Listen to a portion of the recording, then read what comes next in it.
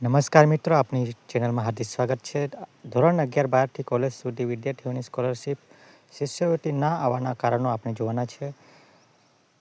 જો તમારા એકાઉન્ટમાં સ્કોલરશિપ જમા નથી થઈ તો એના કારણો આપણે જોઈશું.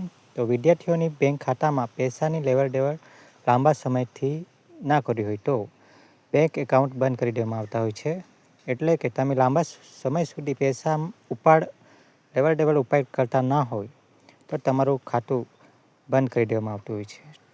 ત્યારે સ્કોલરશિપ આવતી નથી. અને બીજું કારણ છે, વિદ્યાર્થીઓએ આધાર અને બેંક ખાતાનું સીડિંગ કરાવેલ ના હોય.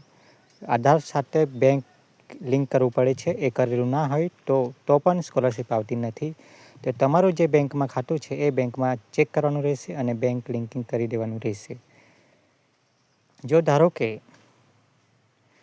ખાતા અલગ અલગ બે છે તો ફક્ત એકમાં જ સીડિંગ કરી શકો છો, અથવા ફરજિયાત એકમાં જ કરવાનું રહેશે. કારણ કે જો બે અલગ અલગ ખાતા છે તો ગમે તેમાંથી ખાલી એકમાં જ કરવાનું રહેશે અને એક ટાઈમે એક જ સર્વર પર રહે છે. એટલે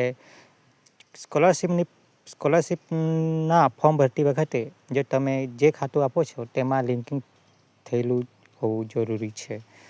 તો ગમેમાંથી એકમાં જ બેંક એકાઉન્ટમાં તમે આધાર લિંકિંગ કરી શકો છો, અને ના કરેલું હોય તો તાત્કાલિક કરાવવાનું રહેશે. ત્યારે તમારા બેંક એકાઉન્ટમાં સ્કોલરશિપ આવી જશે. બીજું, ડીબીટી ડાયરેક્ટ બેનિફિટ ટ્રાન્સફર અને આધાર લિંકિંગ એનપીસીઆઈ મેથડ એક જ છે. તો મળીએ છીએ આગળના નવા વિડીયોમાં. ધન્યવાદ.